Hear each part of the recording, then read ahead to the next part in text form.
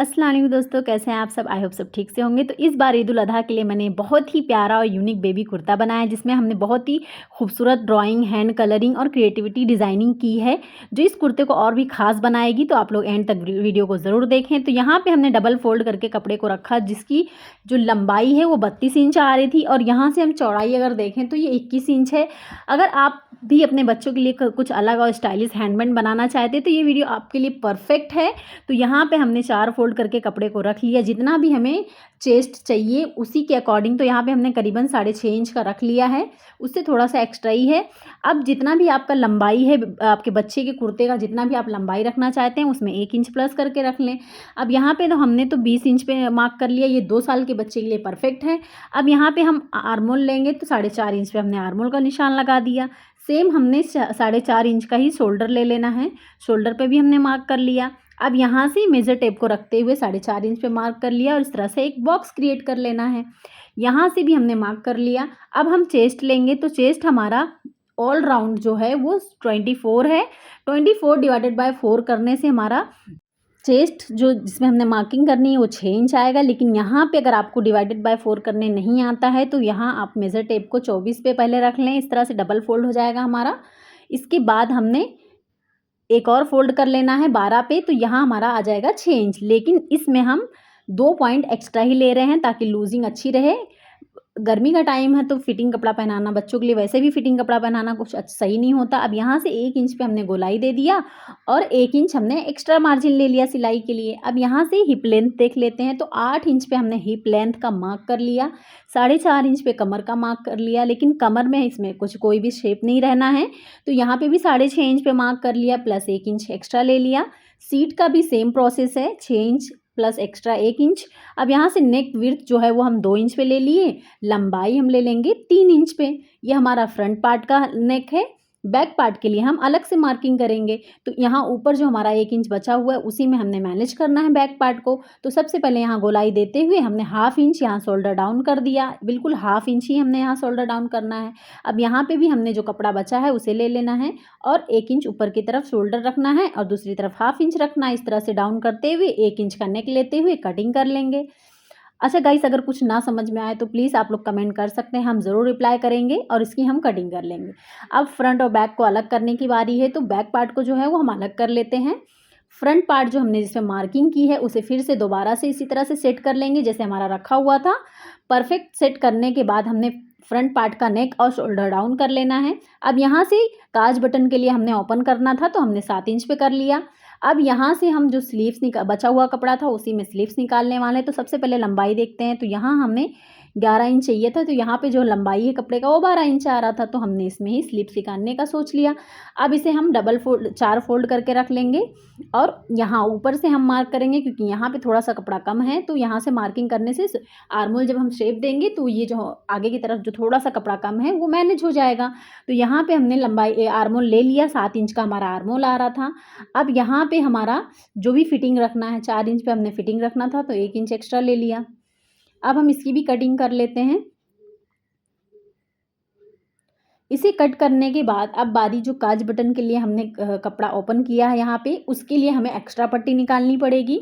तो यहाँ हम जो साइड से बचा हुआ कपड़ा है, स्लीव्स निकालने के बाद उसी में हम ये काज बटन की पट्टी निकालेंगे। तो यहाँ 2-2 इंच पे हमने मार्क कर लिया है, 2-2 इंच की पट्टियाँ हम निकाल लेंगे यहाँ से।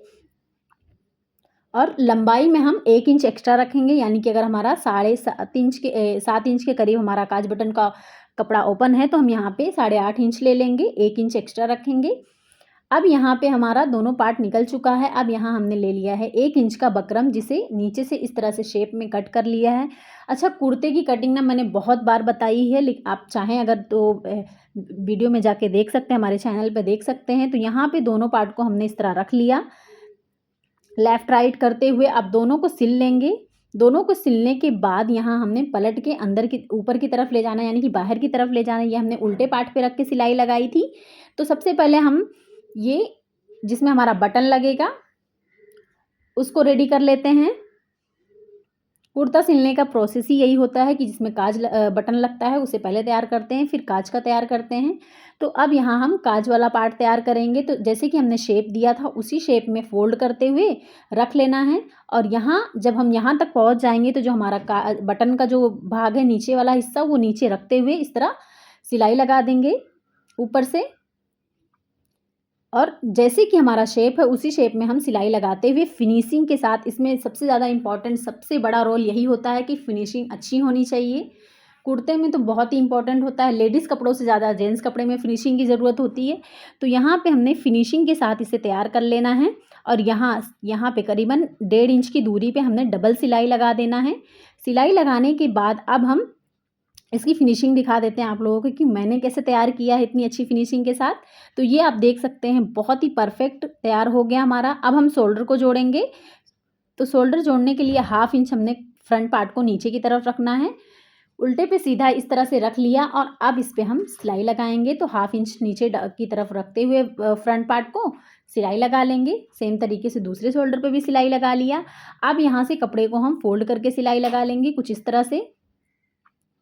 कपड़े को फोल्ड करने के बाद ओपन करके ऊपर से भी हमने दाब सिलाई लगा देना है। और अब स्लीव्स की बारी है, तो स्लीव्स को नीचे से हमने पतला फोल्ड कर लिया और अटैच भी कर दिया। फिटिंग लगा के हमने यहाँ से दामन को भी सिलाई लगा लेना है।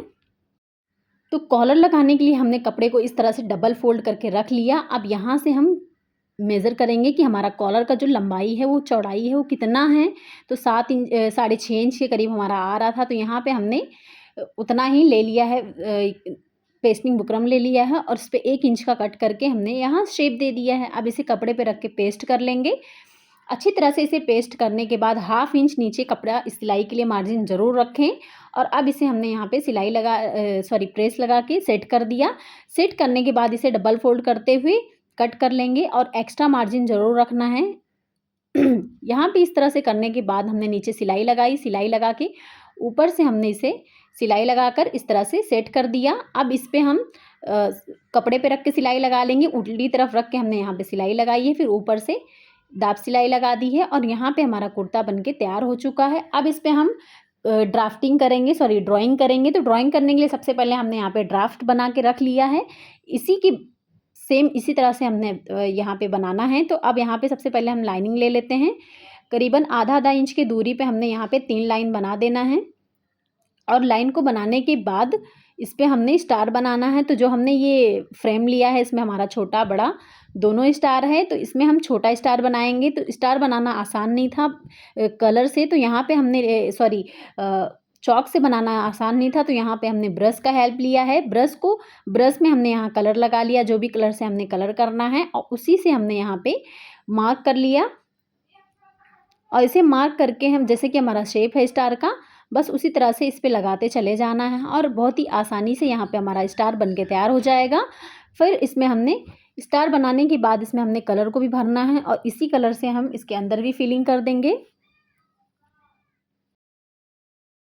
अच्छा, इसके सारे पार्ट को सेम तरीके से ही हमने कलरिंग कर लेना है। तो अच्छा, अब यहाँ पे हमने चाँद बनाना था, तो चाँद बनाने के लिए यही स्केल का हमने यूज़ किया है, और इस पे भी हमने कलर से ही ड्राइंग किया है। पेंसिल से करना थोड़ा पॉसिबल नहीं था जिस कलर का हमारा कुर्ता है, तो ये आइडिया आप ट्राई कर सकते हैं अगर आपके पास भी ऐसा प्रॉब्लम हो रहा है तो। अब अंदर से हमने चाँद का शेप दे देना है इस तरह से।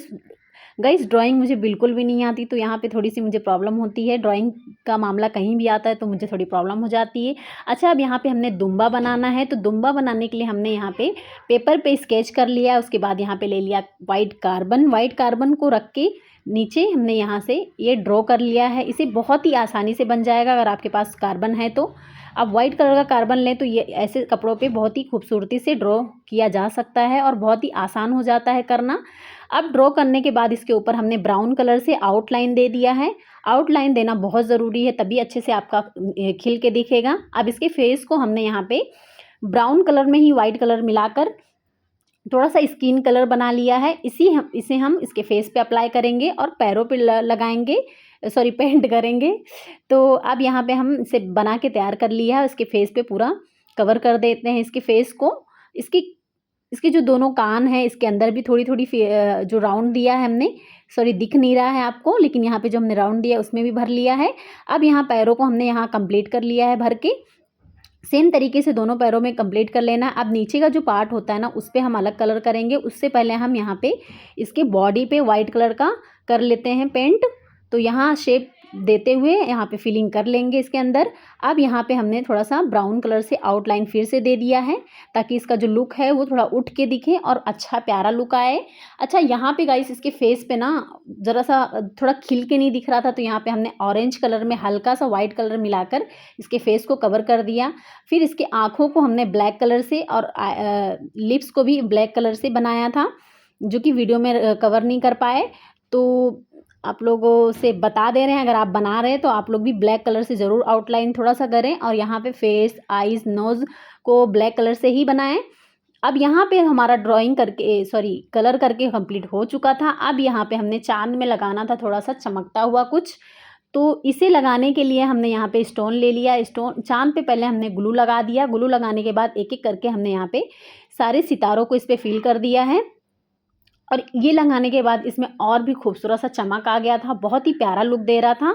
अच्छा, इसके बाद हमने यहाँ पे ना ग्लिटर का भी यूज़ किया है। जो सितारे हैं उसमें ग्लिटर लगा दिया है गोल्डन कलर का।